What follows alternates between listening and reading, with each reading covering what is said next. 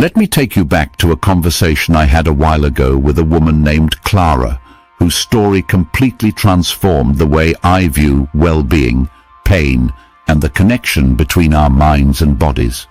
When I first met Clara, I wasn't expecting anything extraordinary. She seemed like an ordinary person, someone you might see in the grocery store or in a coffee shop. But when she spoke, I noticed there was something different about her. She had this sense of quiet confidence, like she understood something profound about life that most people never grasp.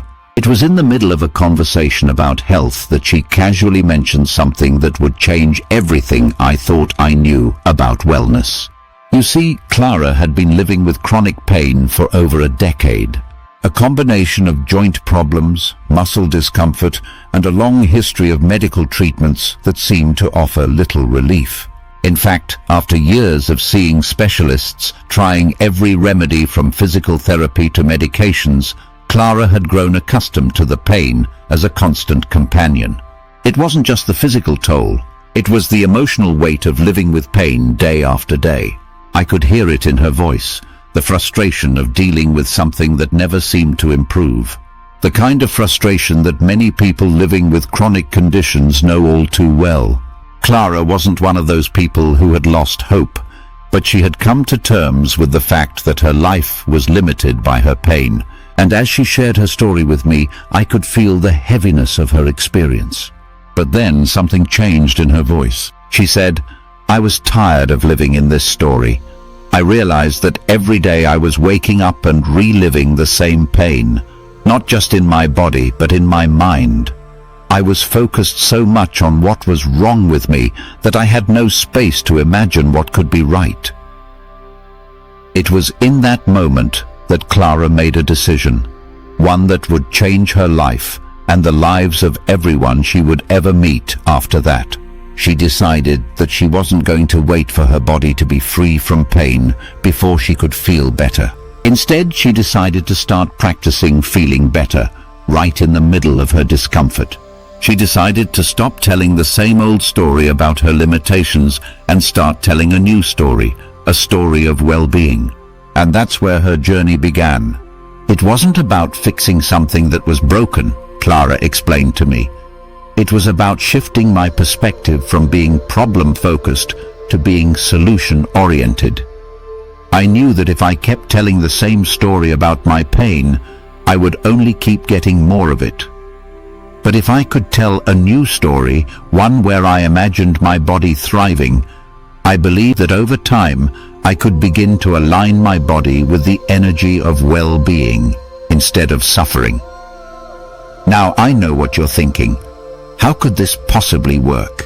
How could someone in constant physical pain just decide to feel better? But Clara didn't just decide, she made a commitment. She committed to a daily practice that I now believe is the missing link for so many people who are struggling to heal. Clara gave herself 15 minutes a day. That's it. Just 15 minutes. And she didn't use those 15 minutes to try and force herself to heal, nor did she focus on fixing anything. Instead, she used those 15 minutes to imagine herself feeling well, feeling strong, feeling free. She started with the simplest of things.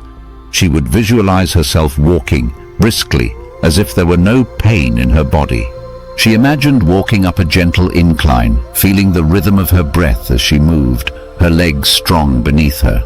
She would take in the air, appreciating the sensation of breathing deeply, of moving without limitations. But it wasn't just about walking. She would imagine bending down with ease, stretching her arms high above her head and feeling the joy of flexibility. In her mind, she saw herself living a life where her body was free from pain, where every movement was fluid and natural. At first, it felt like pretending, Clara admitted. But that's the thing. I was pretending, and it worked. It wasn't about ignoring the reality of my condition, but about focusing on the potential of my body to thrive. I imagined the best version of myself, the version of me that wasn't weighed down by discomfort. I didn't try to force the change. I just allowed myself to feel the joy of movement again, as if my body was already whole. The beauty of Clara's approach was that she didn't demand immediate results. She wasn't visualizing to fix her body. She wasn't trying to get rid of the pain. Instead, she focused on what it would feel like to be well, on the sensation of lightness, strength, flexibility, and energy. And over time, something incredible began to happen. At first it was small. It wasn't dramatic, but I started noticing changes. I would wake up with a little less pain. I had more energy throughout the day. I didn't feel as stiff when I got out of bed. I could move with more ease, even if it was just for a few moments. But those moments felt like victories. What Clara didn't realize at the time was that she was tapping into the very principle that governs all of creation, the power of thought and focus. She was using the law of attraction, whether she knew it or not, to shift her energy from a state of lack to a state of abundance. She was no longer focused on what was missing in her body. She was focused on what could be, and that shift in focus began to change her physical reality. Over time, her body started to align with the positive energy she was cultivating through her thoughts. I didn't just focus on my body, though, Clara explained. I focused on the feeling of well-being. I imagined feeling good in my body, not because I wanted to escape pain, but because I wanted to experience the full range of what my body could do. And when I did that, my body began to respond. You see, Clara wasn't waiting for her body to feel good before she could believe in her healing. She believed first, and then her body began to follow. This is where the magic happens, the real power of intentional well-being. When you shift your thoughts, your body must follow, Clara said, almost as a revelation. It doesn't happen overnight, but it's like planting seeds. At first you don't see anything growing, but if you keep watering them, eventually something beautiful will sprout. Her story was about more than just the law of attraction. It was about trusting that the energy we put into the world, through our thoughts, our feelings, and our actions, eventually comes back to us. It's about realizing that we are not victims of our circumstances. We are the creators of our experience.